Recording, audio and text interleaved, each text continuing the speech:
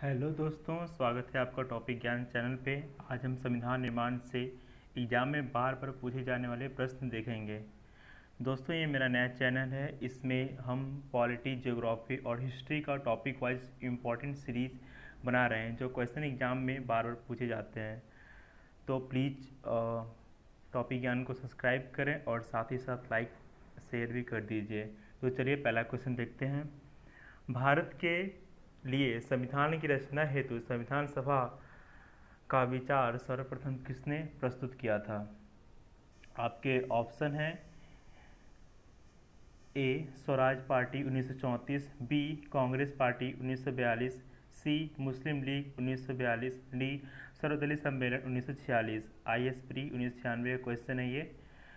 तो इसका सही जवाब हो जाएगा ए स्वराज पार्टी 1934।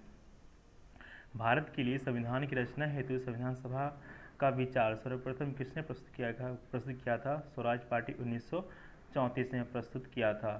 तो स्वराज पार्टी के बारे में थोड़ा हम कुछ जान लेते हैं।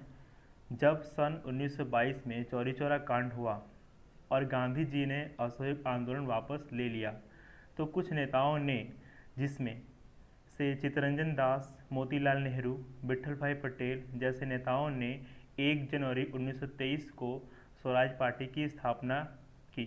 इन नेताओं का विचार था कि असहयोग आंदोलन को वापस नहीं लिया जाना चाहिए था, क्योंकि क्योंकि इस आंदोलन को आश्चर्यचकित करने वाली सफलता मिल रही थी और कुछ दिनों में यह आंदोलन अंग्रेजी राज्य की कमर तोड़ देता। और इसके अध्यक्ष कौन थे?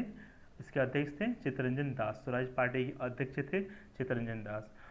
और ये बी कांग्रेस पार्टी के बारे में थोड़ा देख लेते हैं। कांग्रेस पार्टी का स्थापना 1885 मुंबई में हुआ था और मुस्लिम लीग की स्थापना 1906 ढाका में हुआ था और इसके स्थापना किए थे सलीमुल्लाह खान ने।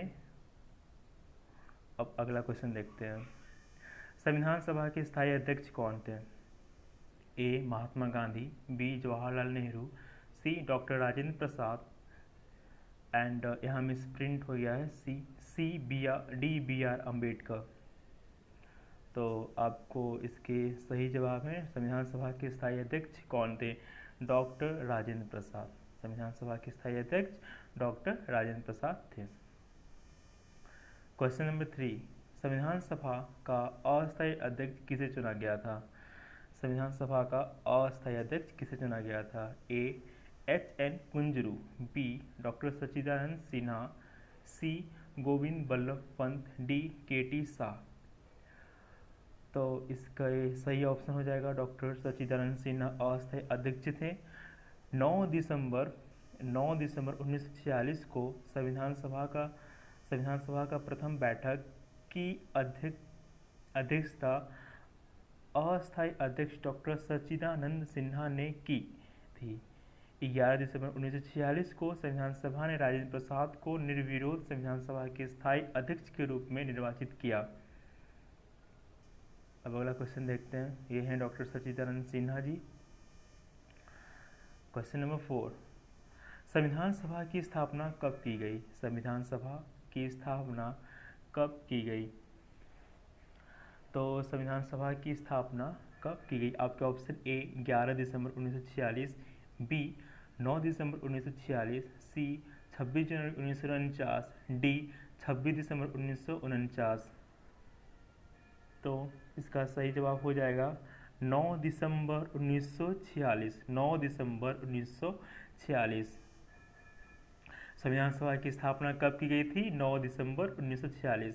संविधान सभा की स्थापना 9 दिसंबर 1946 को उसकी प्रथम बैठक के आरंभ होने के साथ हुई थी। अगला क्वेश्चन देखते हैं। क्वेश्चन नंबर 5, संविधान सभा के प्रथम अधिवेशन में कितने सदस्यों ने भाग लिया?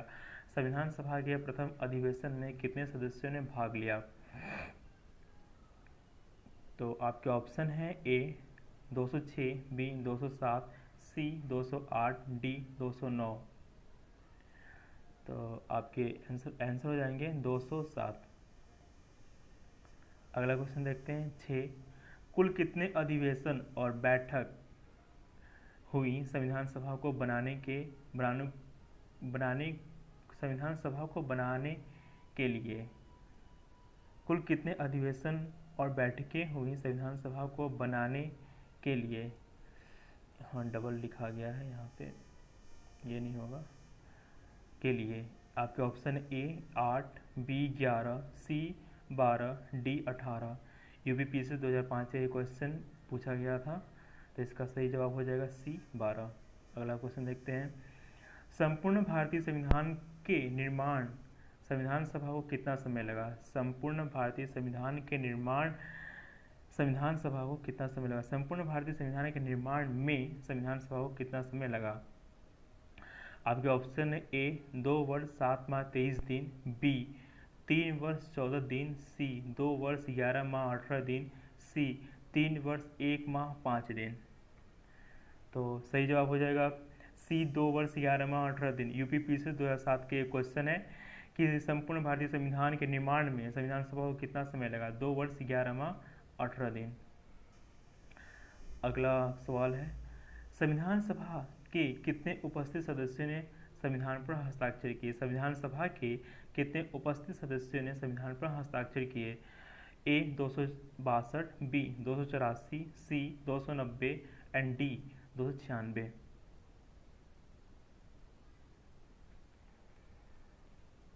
तो आपके ऑप्शन हो जाएंगे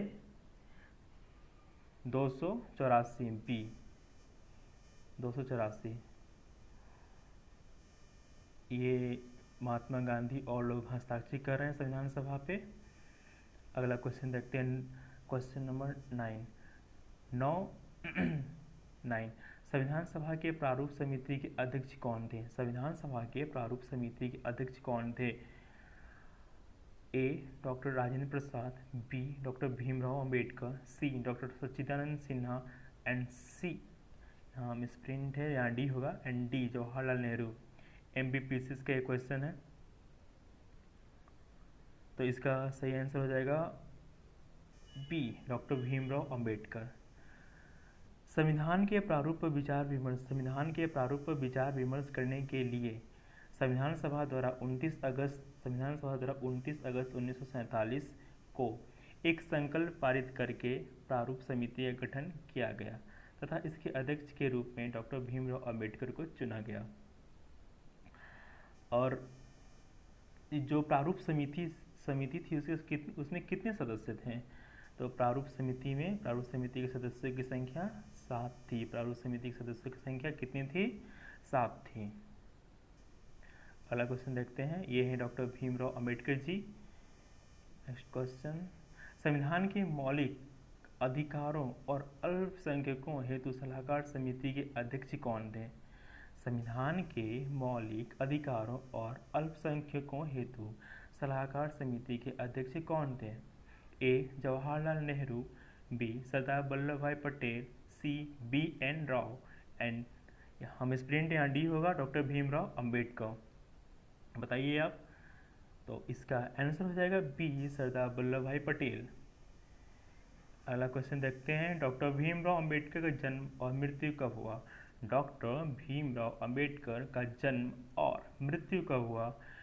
ए 1886 में जन्म, 1951 में मृत्यु, बी 1891 में जन्म, 1956 में मृत्यु, सी 1877 में जन्म, 1961 में मृत्यु एंड डी 1889 में जन्म, 1961 में मृत्यु।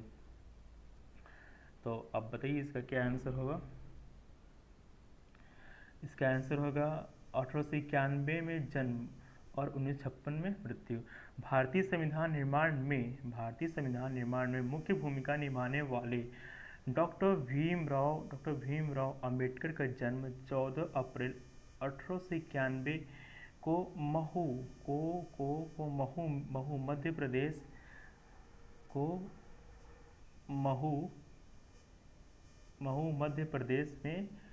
मध्य प्रदेश में तथा मृत्यु 6 दिसंबर 1956 को दिल्ली में हुआ। इनका जन्म बाबा भीमराव अंबेडकर का जन्म 14 अप्रैल 1891 को महू मध्य प्रदेश में उनका जन्म हुआ। महू मध्य प्रदेश में उनका मृत्यु दिल्ली में 1956 में हुआ था। अगला क्वेश्चन देखते हैं, किस वर्ष जन गण मन को भारत के राष्ट्रीय गान के रूप में अपनाया गया? 24 जनवरी 1948, 24 जनवरी 1950, 24 जनवरी 1949, 24 जनवरी 1951। तो बताइए क्या होगा इसका आंसर? इसका आंसर होगा बी, 24 जनवरी 1950, 24 जनवरी 1950। इसके बारे में थोड़ा हम देख लेते हैं, जनगण मन कैसे लिया गया, कहाँ से। इस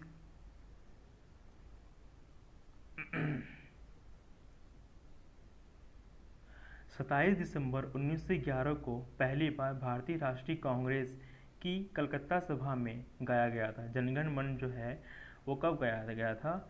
27 दिसंबर 1911 को पहली बार भारतीय राष्ट्रीय कांग्रेस कलकत्ता सभा में गाया गया था। उस समय बंगाल के बाहर के लोग नहीं थे, उस समय बंगाल के बाहर के लोग नहीं जानते थे। मतलब कि उस समय बंगाल के बाहर के जो लोग थे वो जनगण मन को नहीं जानते थे। 27 दिसंबर 1911 को जब ये पहली बार गाया गया था, हालांकि इससे 1905 में बंगाली में लिखा गया था। और इसको लिखा कब गया था? जनगण मन को लिखा गया था 1905 में बंगाली में से लिखा गया था। और ये गायक पहली बार ये कब गाया गया था? 27 दिसंबर 1911 को पहली बार गाया गया था। अगला क्वेश्चन देखते हैं, भारत शासन द्वारा राजकीय चिन्ह अशोक स्तंभ कब से अंगीकृत किया गया? भारत शासन द्वारा राजकीय चिन्ह अशोक स्तंभ कब से अंगीकृत किया गया? ऑप्शन ए 15 अगस्त 1948, बी 2 अक्टूबर 1947, सी 26 जनवरी 1948, डी 26 जनवरी 1950।